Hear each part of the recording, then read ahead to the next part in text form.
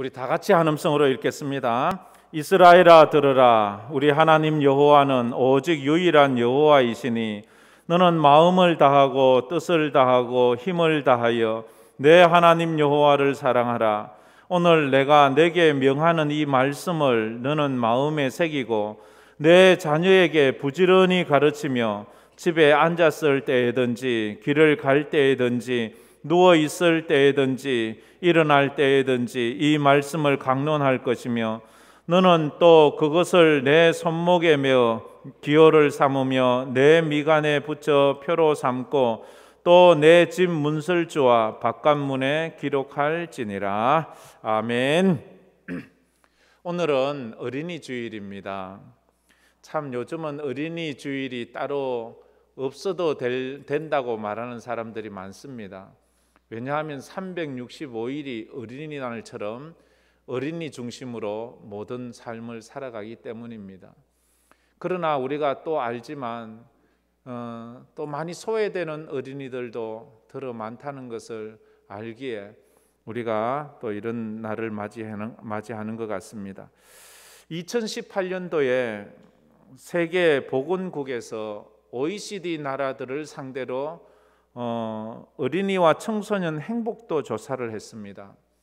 이런 OECD에서 이런 세계 보건국이나 세계 그런 기구 단체에서는 5년마다 한 번씩 이런 조사를 한답니다. 그런데 그 조사를 보면 참 의외의 결과들을 보게 되지요. 우리가 알듯이 행복이라는 것은 성적순이 아니에요. 공부 잘한다고 행복한 게 앞서고 뒤서는 게 아니고, 행복이라는 것은 물질에 있는 것도 아닙니다. 부자라고 더 행복하고 가난하다고 더 행복하지 않고 그게 아니잖아요.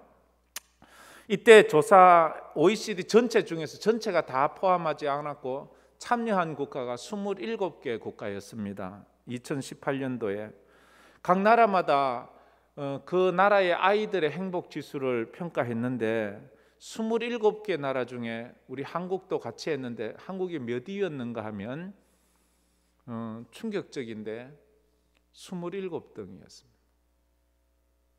최하위였어요.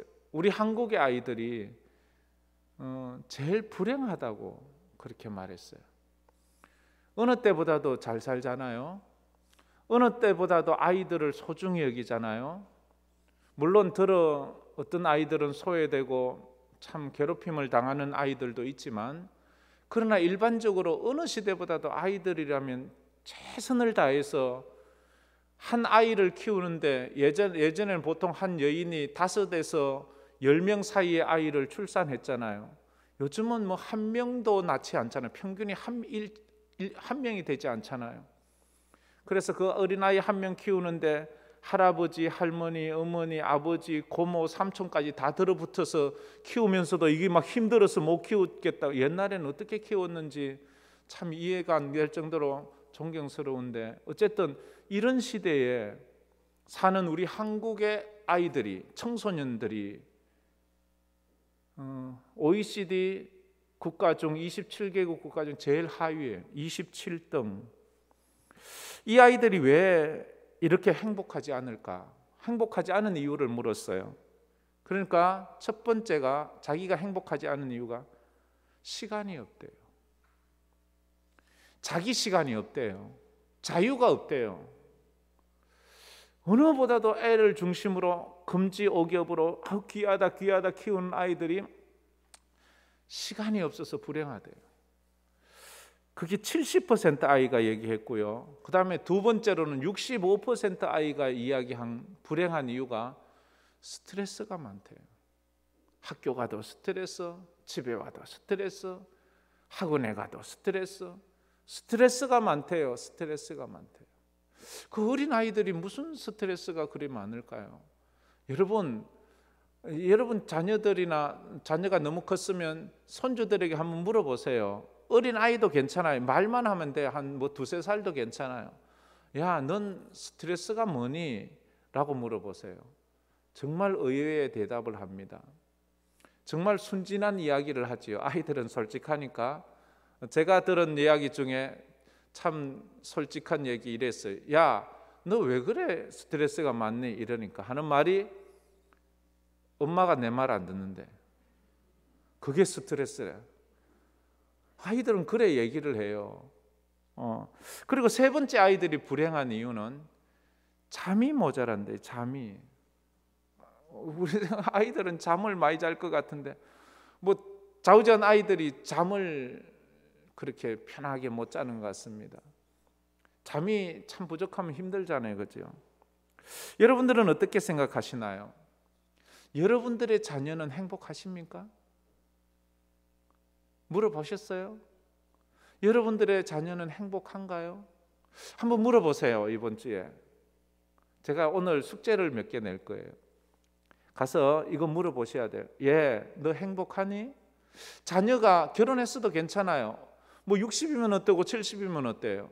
그래도 자녀인데 부모 눈에는 자녀가 아무리 커도 걱정스러워요. 얘야, 차 조심해. 가서 아무거나 먹지 말고 늘 조심해. 저희 어머니도 맨날 하는 말이 얘야, 이럴 때 함부로 나다니지 말고 늘 조심해, 늘 조심해 이래요. 그게 부모 마음인 것 같아요. 그럼 한번 물어보세요. 넌 행복하니? 행복한지 한번 물어보세요. 뭐 행복합니다라고 말하는 자녀도 있겠지만 뭐 별로라고 얘기하는 자녀도 있지 않겠어요? 1999년도부터 한국 사회에 사회 문제가 된 게 하나의 이슈가 있습니다. 1999년 이전에도 있었던 일이겠지만 그러나 그때부터 이게 이제 사회 문제가 될 정도로 많이 일어나는 현상이었겠지요.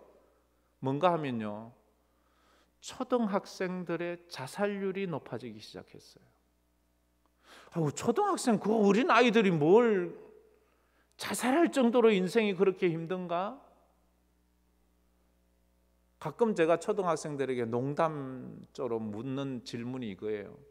얘야, 너 인생을 살아보니 어떻더니? 그러면 10살짜리가 인생 만만하지 않아요. 요즘 애들은요, 아이들처럼 얘기하지 않아요. 완전 어른이 아니라 상노인처럼 얘기하는 애들이 많아요. 10살짜리가 인생을 살고 나서 하는 말이 인생 만만치 않대요. 그러니까요, 5살짜리, 초등학교 5학년, 6학년 애들이요, 인생이 힘들다고 목을 매는데요. 이게 사회 문제가 될 정도예요. 우리 아이는 아니지. 그러면 행복한 거예요. 5천년 한국 역사, 반만년 역사 가운데 지금 가장 행복하고 가장 부유하고 가장 평안하고 가장 전쟁이 없고 그런 시대를 살고 있잖아요. 그런데 왜 우리 아이들은 불행한가요? 아이들이 불행한 그 시대가 진짜 괜찮은 사회인가요? 자녀들이 힘들어하는 그런 시대가 괜찮은 시대인가요?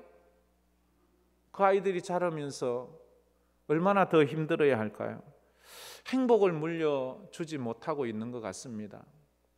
행복을 좀 물려주었으면 좋겠습니다. 부모가 되는 것은 하나님의 은혜입니다.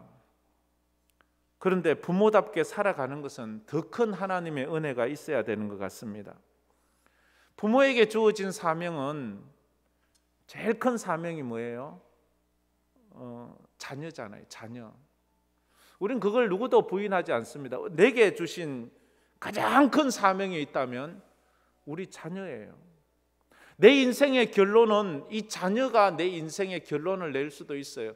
내가 잘 살았는지 못 살았는지에 대해서 그렇게 평가받을 수도 있어요. 부모의 사명은 그런데 아이를 먹이고 입히는 게 다가 아니잖아요. 아이들은 먹고 좋은 옷 입고 풍요로운 삶을 살아도 불행한 자녀들이 많습니다. 그래서 부모가 자녀에게 물려주어야 될 것은 돈이 아니에요. 그 다음에 무슨 부동산이 아니에요. 부모가 자녀에게 물려주어야 할 또 다른 것이 있지요. 그게 뭐예요? 부모는 자녀에게 신체적인 조건을 물려줘요. 부모에 의해서 그 신체가 많이 영향을 받아요. 그 다음에 사회적 영향도 받아요. 사회적으로 부모가 인정받고 존경받고 사랑받는 부모였다면 자녀들은 그 부모 때문에 사랑받고 아우 당신 부모님 훌륭했습니다 라고 말합니다. 부모가 세상을 살면서 손가락질을 받고 욕을 얻어먹으면 자녀는 자기와 관계없이 손가락질을 받고 욕을 얻어먹는 그런 대물림을 받을 수밖에 없습니다. 삶의 습관도 우리는 부모에게서 물려받습니다. 꼭 우리는 돈이나 부동산만 물려준다고 생각하지 마세요. 내 삶 자체가 자녀에게 고스란히 물려져요. 좋은 유산도 있고요, 좋지 않은 유산도 물려줄 수가 있습니다. 자녀는 부모를 닮는다고 하잖아요. 얼굴 생김새도 우린 사실을 누굴 닮습니까? 부모를 닮잖아요. 그래서 클수록 점점 부모를 닮아갑니다. 체질도, 그 건강 체질도, 그래서 질병도 부모에게 유전받는 경우가 많잖아요. 그래서 가족력, 어디 가서 요즘 늘 적는 게 있잖아요. 가족력, 부모님은 어떤 병을 가지고 있습니까? 부모님이 만약 돌아가셨다면 부모님은 무슨 병으로 돌아가셨습니까? 이걸 꼭 적잖아요. 그게 가족력이라는 게 이 건강 검진을 하는데 가장 큰 영향력을 주는 요소 중에 하나이거든요. 그래서 식습관, 짜게 먹는지 맵게 먹는지 그것도 부모에 의해서 많이 결정이 됩니다. 그래서 술을 마시는 자녀들 보면 그 부모가 술을 마신 경우가 많지요. 그토록 아버지가 술만 먹고 와서는 집을 난장판을 만들고 어머니를 구박을 하는 그것을 보고 치를 떨면서 나는 그렇게 안 살 거야 라고 말했는데, 자기가 크고 나니까 어느 날 자기 모습을 봤는데 자기 아버지야. 똑같은 자기 아버지야. 그러니까 더 미치고 환장하는 거예요. 제일 많이 닮는 것, 부모에게서 제일 많이 닮는 것 중에 하나가 그림그리래요. 그림그리 가르쳐 준 거 없거든요. 근데 그 조그만 애가 자기 아버지처럼 걸어가요. 끼뚱 하는데 자기 아버지야. 이거 누가 가르쳐 줬어요? 이런 것들을 우리가 물려봤거든요. 여러분들은 부모님에게서 뭘 닮았나요? 여러분들 외모를 닮으셨나요? 습관을 닮으셨나요? 말하는 그 억양을 닮으셨나요? 뭐든지 우리는 닮은 게 있어요. 난 아니라고 말하지만 저는 깜짝 놀랐어요. 전에도 한번 얘기 드렸는데 제 딸이 유치원 정도 나이가 되었을 때, 어릴 때지요. 근데 저희 집에 보면 늘 저희 어머니 집에 가면 벽에다가 아버지 사진을 걸어 놓았는데 그 아버지 사진을 보고 딸이 하는 말이 아빠라고 부르는 거예요. 그래서 야, 그거 할아버지야.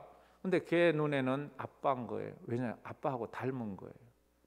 저는 그때 알았어요. 제가 저희 아버지를 닮았다는 것을. 그전에는 제가 그것을 잘 깨닫지를 못했어요. 잘못된 대물림은 끊어야 됩니다. 좋은 대물림은 이어가야 되지만, 그래서 예전에 베스트셀러가 되고 뭐 한참 많이 팔렸던 책이 있어요. 뭐 성경적으로 조금 문제가 있긴 했지만 이런 책이 있어요. 가게에 흐르는 저주를 끊어라. 가게에 흐르는 저주를 끊어라. 이 잘못된 건 끊으라는 거죠. 영적으로 잘못된 건 끊으라는 거죠. 잘못된 습관은 끊어야 돼요. 그것은 영적인 거라는 거예요. 영적인 거. 집에 싸움박질하는 거 끊어야 돼요. 집에서 욕을 하고 저주를 하는 거 끊어야 돼요. 술 먹고 중독에 걸리는 거 끊어야 돼요. 우상 섬기고 미신 섬기는 거 끊어야 돼요. 그런 건 끊어야 돼요. 이런 이야기를 들어본 적이 있습니다. 부모 쪽부터 많은 유산을 물려받아서 부유하게 사는 어느 집의 이야기입니다. 근데 그 집에 갑자기 불행이 찾아왔어요. 그 집에 하나밖에 없는 외동아들이 교통사고를 나서 교통사고가 당해서 이제 막 목숨이 경각에 달린 거예요. 교통사고를 당한 이 아이가 죽음을 예견했는지 그 옆에 서 있는 아버지에게 아주 힘겹게 부탁을 합니다. 아빠, 내 영혼을 위해서 기도해 주세요. 나 지금 무서워요. 그 말을 아들이 아버지에게 하는데, 그런데 그 아버지가 기도할 줄을 모르는 거예요. 그 아버지는 자기 아들에게 영혼이 있는지도 모르는 거예요. 생각을 해본 적이 없어요. 우리 아이에게 영혼이 있을 거 이런 생각은 안 해봤지요. 그래서 그가 고민하면서 말합니다. 아들아, 미안하구나. 아빠는 기도할 줄을 몰라. 아빠는 너에게 영혼이 있다는 것을 생각해 본 적이 없어. 그저 그 아빠는 이런 이야기만 하고는 죽어가는 아이가 서서히 죽어가는 것을 자기가 그냥 지켜볼 뿐이었습니다. 눈물 흘리면서 지켜볼 뿐이었어요. 그 아이의 장례식을 마치고 얼마 후에 그가 가슴을 치면서 하는 말이, 나는 왜 죽어가는 우리 아들의 영혼을 위해서 기도해 줄 수 없었을까? 내가 누구보다도 사랑했던 우리 아들, 누구보다도 내가 그 아들이라면 내가 대신 죽어줄 수도 있는 그 아들이 죽어가면서 부탁한 그 부탁을 왜 들어주지 못했나? 그 아들이 도리어 자동차 좀 사주세요, 집 좀 사주세요, 뭐 좀 사주세요 했으면 자기가 전 재산을 다 팔아서라도 아들에게 해주었을 수 있는데 왜 그 아이는 내가 해줄 수 없는 영혼을 위해서 기도해달라고 그렇게 기도했을까? 부탁을 했을까? 만약 오늘 여러분의 자녀들이 여러분에게 아빠, 엄마, 나를 위해서 좀 기도해 주세요 라고 말할 때 여러분은 뭐라고 이야기하겠습니까? 미안하다 아들아, 내가 기도할 줄을 모른다 라고 말하겠습니다. 그건 그러면 부모가 부모 노릇을 못하는 거예요. 부모 자기 자식에게 먹을 것은 사줄 줄 알고 입을 것을 사줄 줄을 알고 학교는 보낼 줄을 알면서 왜 가장 중요한 영혼을 위해서 기도해 주는 부모는 못 되나요? 자식을 위해 매일 기도하지 않는 부모가 여기 어디 있나요? 다 기도하잖아요. 자식 잘 되라고, 그거 하나 소원이라고, 그거면 됐다고. 근데 그 자식의 영혼을 위해서는 왜 기도하지 않나요? 우리가 이번에 태신자로 작정한 명단을 쭉 보니까 자녀 이름이 많아요.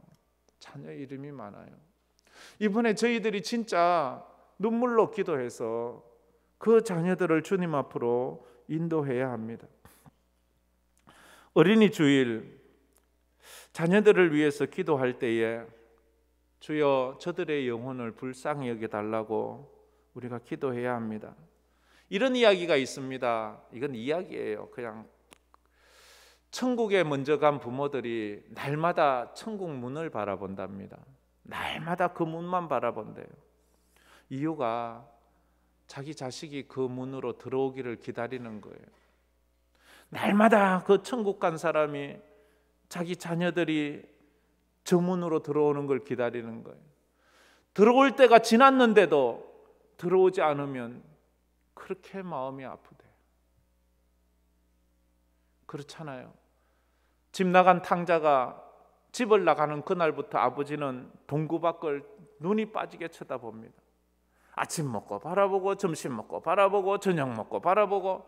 왜 바라봐요? 탕자가 그 동구 밖에 나오기를 기다리는 거예요. 그처럼 우리 부모들은 그렇대요. 그 자식들이 천국에 들어와야 되지 않겠습니까? 자녀는 부모를 닮습니다. 부모를 닮아요. 부모는 자녀의 거울이에요. 우리가 사는 대로 자녀들은 우리를 자기 인생의 거울처럼 보고 그렇게 자기의 삶을 살아가기 때문입니다. 그런데 부모의 말로 아이들이 배우는 것이 아니라 삶을 보고 배운다고 말하지 않습니까? 하나님을 사랑해, 예수 잘 믿어, 이 말로 아이들이 배우는 것이 아니고 우리가 삶으로 하나님을 잘 믿고 예수 잘 믿고 예배 잘 드리는 걸 보면서 아이들은 배우는 거예요. 그래서 이제 이 어린이 주일 가정의 달에 우리가 또 숙제가 하나 있습니다. 유언을 미리 잘 적어 놓으세요. 유언은 죽을 때 하는 거지만 유언은 미리 준비되어 있어야 합니다. 준비되어 있지 않은 유언은 유언이 아니에요. 그냥 죽으면서 그냥 하는 거예요. 준비된 유언. 내가 진짜 우리 자녀들에게 남기고 싶은 말은 무엇일까? 내가 무슨 말을 남기고 갈까? 고민을 하세요. 그리고 만약 자식들이 믿지 않는다면 뭐 다른 거 숨겨놓은 통장 이야기하지 말고, 금덩어리 이야기하지 말고, 너 나 죽거든 예수 믿어라. 너 나 죽거든 안 믿는 사람처럼 제사 지내지 마. 나는 그거 싫어. 너 나 죽거든 예배드리라. 너 나 죽거든 장례식에 안 믿는 사람처럼 그래 하지 말고 목사님 모시고 예배하거라. 이거 하나면 돼요. 이거 하나면 아이에게 큰 영적인 울림을 주고 그에게 큰 영적인 도전을 줄 수 있습니다. 미리 준비되어 있지 않으면 이 말 못해요. 그때는 내가 정신이 없잖아요. 사람이 죽음의 고통 앞에서 정신을 못 차리는데 어떻게 이런 이야기 하기가 쉽지 않아요. 미리 평상시 해놓으세요. 미리 평상시 그렇게 해놓아야 됩니다. 그래서 오늘 제가 5가지로 한번 간단하게 보려고 하는데, 첫째는 하나님 사랑하는 마음을 가르쳐야 합니다. 하나님 사랑을 가르쳐야 돼요. 사람은 세상을 사랑하는 것 배우기 전에 하나님을 사랑하는 것을 배워야 합니다. 하나님을 사랑한다는 것 막연하잖아요. 가장 기본적인 예배를 가르치세요. 예배하는 삶, 내가 예배를 드리면서 예배를 가르쳐야지 예배를 배우게 되는 것입니다. 너는 마음을 다하고 뜻을 다하고 힘을 다하여 내 하나님 여호와를 사랑하라 말했습니다. 왜? 하나님을 왜 사랑해야 하나요? 하나님이 말했습니다. 하나님을 사랑하는 자는 내가 그를 도우리라. 나를 대적하는 자는 내가 그를 미워하리라. 하나님을 사랑하면 하나님이 그의 인생을 도와준대요. 하나님을 대적하면 하나님이 그를 미워한대요. 그래서 우리는 하나님을 사랑해야 하는 것입니다. 시편 91편에 하나님이 가라사대 저가 나를 사랑한즉 내가 저를 건지리라. 저가 내 이름을 안즉 내가 그를 높이리라. 그렇게 말했습니다. 그러면 우리 자녀들의 인생을 하나님이 책임지신다는 거예요. 하나님 사랑해. 그럼 하나님이 네 인생 책임져. 두 번째로는 사람을 사랑하는 마음을 가르쳐야 합니다. 현대 사회에 있어서 문제점이 뭔가요? 몇 해 전부터 계속 나오는 단어 갑질. 갑질이 하나의 문화가 된 것 같습니다. 갑질이 뭐예요? 나보다 못한 사람을 무시하는 거잖아요. 나보다 못한 사람의 인격을 막 깔아뭉개는 거잖아요. 그래서 사람들의 마음에 상처를 주는 그것을 갑질이라고 말합니다. 사람을 사랑하고 사람을 존경하면 그 사람은 어디 가든지 존경받는 사람이 됩니다. 사람을 무시하고 갑질을 하면 그 사람은 어디 가든지 사람들에게 미움을 받습니다. 몇 해 전에 어느 항공사의 집안이 자체가 어머니가 그렇고 딸들이 그렇고 이 갑질을 하다가 온 국민에게 지탄의 대상이 되고 미움의 대상이 되고, 그게 좋습니까? 아무리 잘 살면 뭐예요? 온 국민에게 욕을 얻어먹는데. 사람을 사랑할 줄 알아야 합니다. 사람 귀하게 생각해야 합니다. 예수께서 이르시되 내 마음을 다하고 목숨을 다하고 뜻을 다하여 주 너희 하나님을 사랑하라 하셨으니 이것이 크고 첫째 되는 계명이요 둘째는 그와 같으니 내 이웃을 내 자신과 같이 사랑하라. 사람 사랑을 배워놓으면 그것이 결국은 부메랑처럼 내게 돌아와요. 그게 돌아온다고요. 우리는 성경에서 가장 우에 있는 친구를 이야기할 때 다윗과 요나단을 듭니다. 다윗과 요나단은 친구가 될 수 없는 관계예요. 뭐 가깝게 말하면 이렇게 뭐 처남 매부 관계지만, 그러나 그 사울 왕 때문에 사울 왕이 철천지 다윗을 미워해서 원수가 되잖아요. 그럴 때 요나단은 자기 목숨을 걸고 다윗의 목숨을 구해줍니다. 그러다가 뒤에 사울 왕과 그 아들 요나단이 전쟁터에 나가서 죽었어요. 죽고 나자 그 사울 집안에 멸망시킨다고 군사를 보내서 적군들이 찾았을 때에 그 요나단의 아들 머비보셋 어린 아이가 5살 때 도망을 가다가 발을 다쳐서 절름발이가 돼요. 장애인이 되지요. 그래서 이제 그 뒤에 다윗이 왕이 되었을 때 머비보셋은 다윗 앞에 나갈 수가 없어요. 왜냐하면 사울 왕과 다윗은 원수거든요.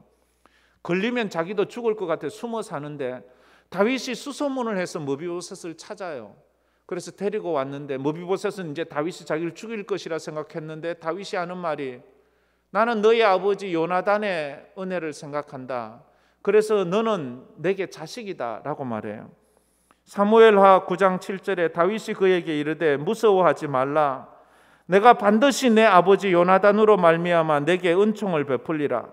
내가 내 할아버지 사울의 모든 밭을 다 내게 도로 주겠고 또 너는 내 상에서 떡을 먹을지어다 라고 말했습니다. 부모의 선행이 자녀에게 생명을 구해주는 축복이 되었어요. 1992년도에 LA에 LA 폭동이 났습니다. 아마 대부분 기억할 거예요. LA에서 흑인 폭동이 일어났어요. 흑인 폭동이 일어나면 우리가 TV에서 늘 보듯이 그 사람들은 막 완전 상점이나 비즈니스 같은 데 불을 지르고 창문을 깨고 약탈하고 그렇게 하잖아요. 그런데 그 당시 가장 피해를 많이 입은 곳이 어딘가 하면 LA 한인타운이에요. 한인타운이 주요 공격지가 된 이유는 몇 가지가 있지만 그 중에서 한 가지가 한인들이 언제나 흑인들이 사는 흑인 지역, 집단 지역에 가서 비즈니스를 하는 거예요. 그리고 한인 사회도 오는 거예요. 그런데 거기서 돈을 다 벌고는 그냥 거기 사회 지역민들과 나누지 않는 거예요. 이게 미운 거예요. 그래 10년, 20년 하다가 이제 폭동이 일어나니까 그냥 한인들에게 그 막 원성을 퍼붓는 거예요. 그런데 제가 그 LA 있을 때 저희 교인 중에도 한 명이 그 당시 피해 본 분도 있고 이런 분이 있는데 어떤 분은 자기는 피해를 보지 않았대요. 왜냐하면 자기가 평상시 흑인들에게 나누어 주기도 하고 싸게도 해주고 어떤 이렇게 도와주기도 하고 이게 이제 이래다가 정이 들으니까 폭동이 나서 막 불 지르니까 그 흑인들이 와서 그 자기 상점을 지켜주었대요. 이 가게는 불 지르지 마라. 이 가게에서는 유리창 깨지 마라. 이 가게의 물건은 건드리지 마라. 이렇게 해서 손해를 안 본 거예요. 사람을 사랑하고 사람을 위해 주으니까 결국 그게 복으로 돌아왔어요. 우리 부모님이 잘 선대하면 그 부모님의 은혜가 자녀에게 그대로 물려가기 때문에 그래서 우리는 사람을 사랑하는 법을 가르쳐 주어야 되는 거예요. 이런 이야기는 밤새 해도 끝도 없잖아요. 6.25 사변 때 그 많은 지주들이 죽어가고 부자들이 죽어갈 때 많이 죽어갔지만 그래도 그 빨갱이들이 살려준 사람은 자기들에게 선대한 사람이에요. 그리고 세 번째, 하나님의 말씀을 가르쳐야 합니다. 자녀들에게 성경 말씀을 유산으로 남겨주어야 합니다. 부모가 은혜 받은 말씀이 무엇인지 말해주어야 됩니다. 또 한 가지 숙제, 여러분들이 지금까지 신앙생활하면서 가장 은혜 받았던 말씀을 가지고 자녀들에게 간증을 해주세요. 내가 어떻게 예수를 믿게 되었는지, 내가 예수 믿고 어떤 은혜를 받았는지, 철없는 예수 믿을 때 하나님께서 우리 집에 아무도 예수 안 믿는데 나만 예수 믿게 하시고, 그런데 사람들이 내가 예수 믿는다고 불쌍하다고 학비도 보태주고 차비도 보태주고 먹을 것도 주고 그렇게 해서 내가 지금 여기까지 와서 이런 삶을 산다. 저에게 가장 먼저 성경책을 사준 사람은 부모가 아니었어요. 저희 교회 제 고등학교 졸업식 때 저를 축하해 주러 왔던 교회 목사님과 집사님들이 저에게 졸업 선물로 사준 게 성경과 찬송가였어요. 그런 여러분들이 가장 좋아하는 그런 은혜 받은, 아니면 병원에 입원했었는데 누가 찾아와서 읽어주었던 그 말씀 하나, 이런 것들이 참 은혜가 되거든요. 이런 것들을 자녀에게 이야기를 해주세요. 어떤 책에는 9살이라 그러고 어떤 책에는 10살이었다라고 말하는 링컨의 이야기. 링컨 어머니 낸시가 링컨이 10살 때 죽습니다. 10살 어린아이잖아요. 그 어머니가 죽어가면서 그 어린 10살짜리 링컨에게 남겨주었던 것은 성경이었어요. 성경을 남겨주면서 이런 말을 했습니다. 내 아들아, 이 성경은 나의 부모님께 받았다. 내가 여러 번 읽어 많이 낡았지만 우리 집에 값진 보배란다. 내가 너에게 100에이커의 땅을 물려주는 것보다 이 한 권의 성경을 물려주는 것이 진심으로 기쁘게 생각한다. 너는 성경을 읽고 성경 말씀대로 살아가는 사람이 되어라. 하나님을 사랑하고 이웃을 사랑하는 사람이 되어라. 뒤에 어린 링컨이 자라서 미국의 대통령이 되어 그가 한 일 중에 큰 게 뭐예요? 흑인 노예 해방 운동을 하잖아요. 사람을 사랑하는 사람이 되었어요. 그래서 지금까지 미국 역사상 가장 존경받는 사람이 링컨 아닙니까? 그 어머니가 죽으면서 10살짜리에게 넘겨주었던 그 성경책을 그가 어머니가 읽은 것을 늘 읽으면서 그렇게 훌륭한 사람이 되는 거예요. 여러분 자녀에게 성경을 물려주세요. 여러분 자녀에게 친필로 쓴 성경을 물려주시면 더 은혜가 될 거예요. 거기에 틀린 글자도 있고 거기에 삐뚤삐뚤한 것도 있고 엄마가 졸면서 쓴 글자도 있을 것이고 엄마가 바빠서 쓴 걸, 그런데도 그게 애들에게는 은혜가 돼요. 아니면 그럴 시간이 없으면 서점에 가서 새 성경책을 사서 거기 사인을 해서라도 그렇게 물려주세요. 손주들에게 그렇게 해보세요. 그러면 우리가 매번 보면 성경책 이사할 때마다 가져다 이 교회에 버리기는 그렇고, 그래서 집에 있어 보지는 않고 짐짝이 된 이걸, 그래서 교회를 가지고 오는 사람이 많습니다. 제 방에도요, 이 옛날 성경책이요, 지금 한 대여섯 권도 더 있어요. 갖다 주어서. 저도 그걸 버릴 수도 없고 그렇지만 제가 갖다 놔요. 그렇지만 내가 늘 보는 것이 있잖아요. 자녀들은요, 절대 이사 갈 때 이제 이거 부모님들이 사인하고 부모님이 선물한 거 절대 안 버립니다. 이건 보배예요, 보배. 부모님이 직접 사인해서 준 건데 그렇게 했으면 좋겠어요. 디모데야, 어려서부터 성경을 알았나니 성경은 능히 너로 하여금 그리스도 예수 안에서 믿음으로 말미암아 구원에 이르는 지혜가 있게 하느니라 말했습니다. 네 번째로, 자녀에게 기도를 가르쳐 주세요. 힘들고 어려울 때 삶의 처세주를 가르쳐야 되지 않습니까? 야, 너 힘들 때 이렇게 해, 이런 일이 있으면 이렇게 해 하고 말하는데, 성도는요, 네가 인생을 살면서 어려움을 당하면 기도해. 우리가 세상을 살면서 늘 좋은 일만 있나요? 늘 평안한 일만 있나요? 지금까지 살면서 우리는 경험했잖아요. 아플 때도 있고 울 때도 있고 외로울 때도 있고, 산이 있으면 계곡이 있듯이 인생이 성장하자면 계곡이 있는 거예요. 썰물 다음에 밀물은 여지없이 찾아오는 것이 우리 인생이잖아요. 그러기에 그런 인생을 당했을 때 얘야, 너 기도해야 돼. 아무도 너를 도와줄 사람이 없을 것 같은 그때에도 너는 기도해야 돼. 이 기도를 가르쳐야 돼요. 환난 날에 나를 부르라. 내가 너를 건지리니 내가 나를 영화롭게 하리라. 환난 날에 나를 부르면 내가 너를 건져주겠다는 약속의 말씀을 하나님이 하셨어요. 사무엘의 어머니 한나는 사무엘에게 기도를 가르쳤어요. 그 가르침을 받은 사무엘은 내가 기도 쉬는 죄를 범하지 않겠다고 기도의 서약을 하면서 삽니다. 기도로 사는 거예요. 기도로 사는 거예요. 그래서 인생을 살면서 기도로 이겨내야 돼요. 부모가 자녀를 위해서 해줄 수 있는 것 중에 또 하나가 기도잖아요. 기도는 씨앗을 뿌려놓는 거예요. 기도로 씨앗을 많이 그 자녀들을 위해 뿌려놓으면 그 자녀들의 인생에 그 씨앗이 자라서 꽃이 피고 열매를 열어요. 그건 여러분들도 경험하신 분 많을 거예요. 저는 저에게서는 별로 경험이 없어요. 왜? 우리 부모님은 저를 위해서 기도해 놓은 것이 별로 없으니까. 근데 저는 제 친구 목사님들을 보면서 늘 신기한 게 있어요. 쟤는 나보다 똑똑하지도 않고 나보다 능력이 있는 것 같지도 않은데 어쨌든 목회도 잘하고 하는 것마다 잘 돼요. 그래서 내가 그거 인정하고 싶지 않지만 인정할 수밖에 없는 거. 야, 네 부모 잘 만났다. 그들이 늘 기도해 주니까,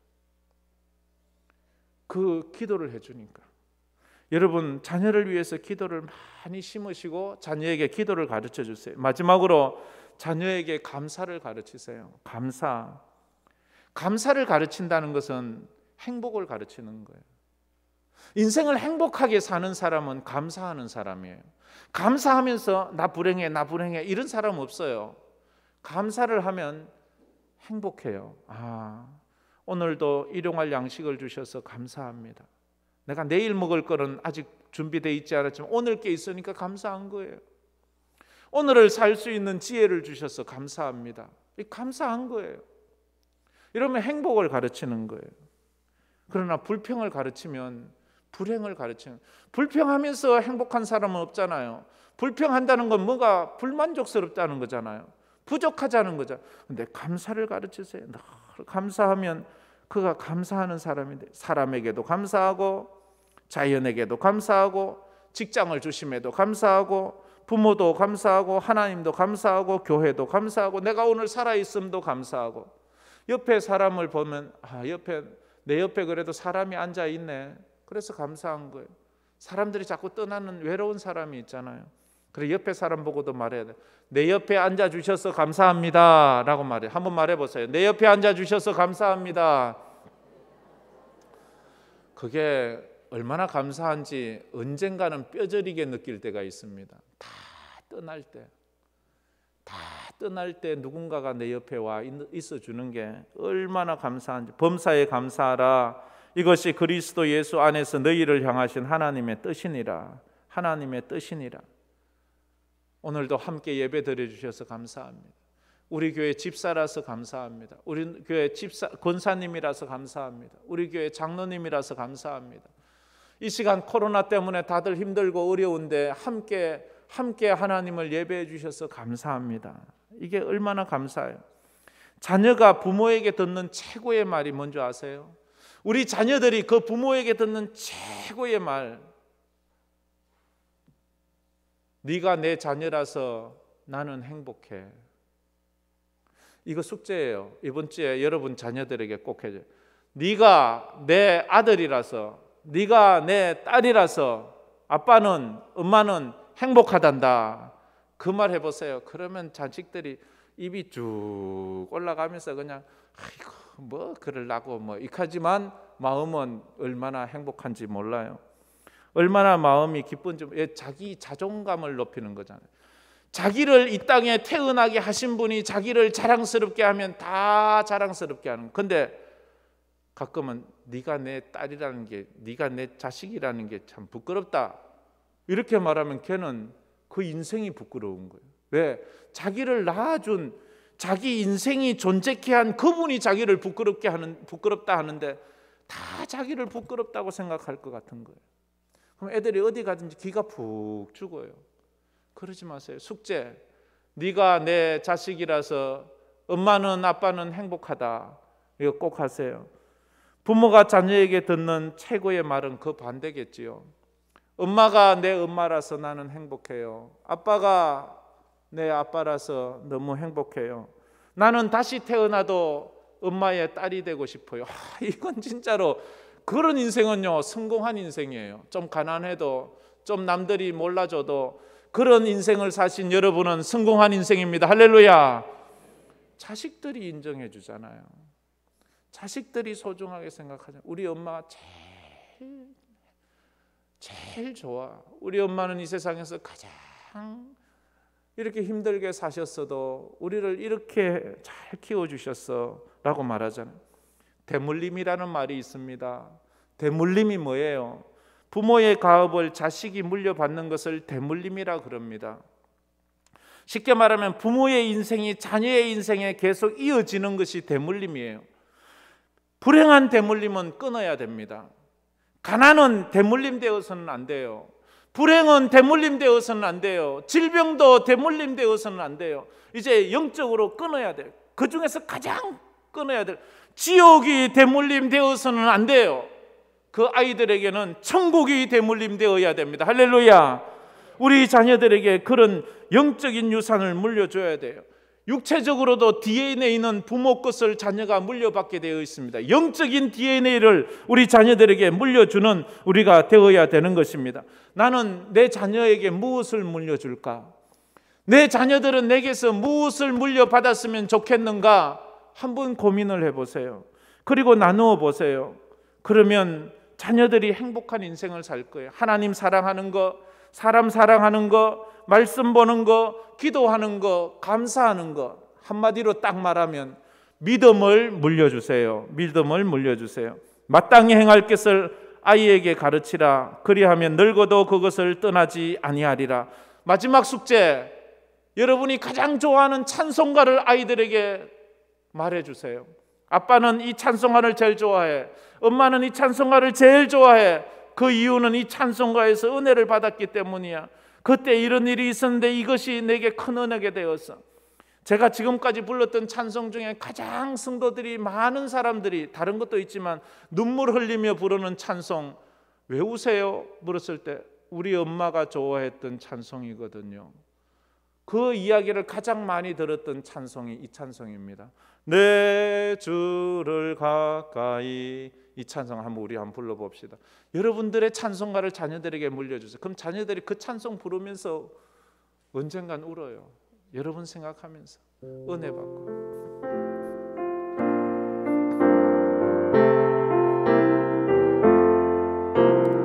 내 주를 가까이 하게 하는 십자가 짐 같은 고생이나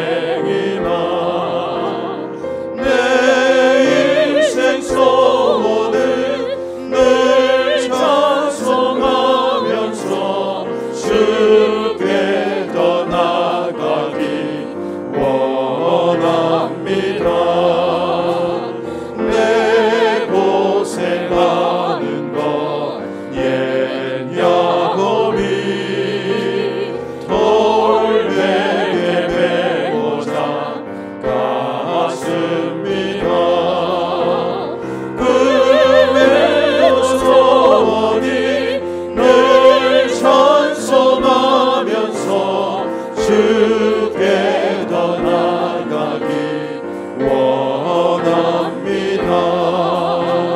천성에 가는 길 험하여도 생명길 대단히 은혜로다. 천사 날 부르니 늘 찬송하면서 주께 더 나아가기 원합니다. 야곱이 작게여 일어나는 돌단을 쌓은 것 본받아서 숨질 때 되도록 늘 찬송하면서 주께 더 나아가기 원합니다. 이 시간 우리 자녀들을 생각하면서 다 같이 기도했으면 좋겠습니다. 자녀들의 이름을 부르고 우리 손주들의 이름을 부르면서 우리 가족들의 이름을 부르면서 하나님, 우리 가족 다 예수 믿게 하시고 우리 자녀들에게 신앙의 유산이 물려지게 해 주옵소서. 잘못된 저런 것들의 대물림이 되지 않도록 하나님 그 불행한 대물림이 끊어지게 하여 주시고 우리 가문이 이제 믿음의 명문 가문이 되게 해달라고, 우리 자녀들이 하나님을 사랑하고 사람을 사랑하고 말씀을 배우고 기도를 배우고 감사하는 인생이 되게 해달라고, 행복한 인생이 되게 해달라고 우리 다 같이 한번 통성으로 기도하겠습니다. 참 좋으신 하나님 감사합니다. 오늘 우리 주일을 맞이해서 저희들이 하나님 앞에 예배를 드렸습니다. 우리 자녀들을 생각하며 하나님 앞에 예배를 드렸습니다. 아버지 하나님, 한국의 어린아이들이 참 불행하게 생각하는 사람들이 많다고 합니다. 주여 우리 아이들에게 은혜를 더하여 주시옵소서. 어쨌든 우리 자녀들은 부모의 것을 물려받는데 신체적인 것도 사회적인 것도 영적인 것도 삶의 습관까지도 그들이 물려받는데 하나님, 우리가 좋은 유산을 물려줄 수 있도록 은혜를 베풀어 주시옵소서. 우리 자녀들의 영혼을 위해서 기도하는 부모가 되게 하여 주옵소서. 우리 자녀들의 영적인 모습을 위해서 기도하는 부모가 되게 하여 주시옵소서.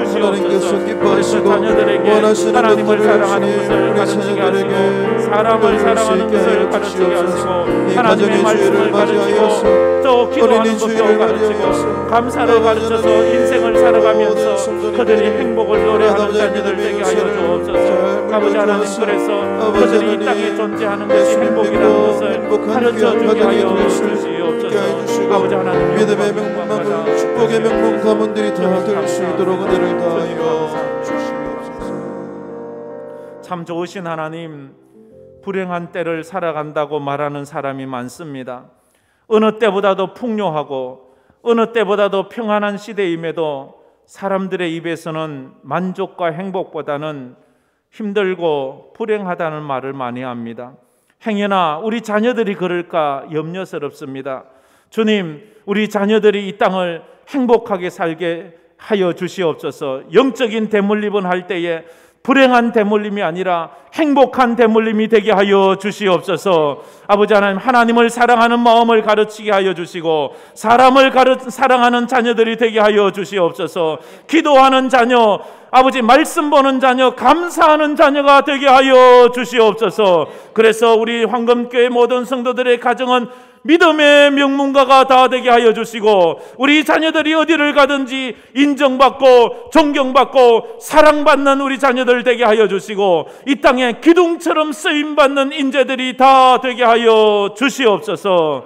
지금은 우리 주 예수 그리스도의 은혜와 우리 하나님 아버지의 무한하신 사랑하심과 성령님의 감화 감동으로 충만하심이 하나님을 믿는 믿음으로 살아 자녀들에게도 그 믿음을 물려주기로 마음에 다짐하는 우리 모든 성도들 머리 위에, 그 자녀들 삶 위에, 흩어진 우리 선교사들 위에 이제로부터 영원토록 함께 있을지어다. 아멘.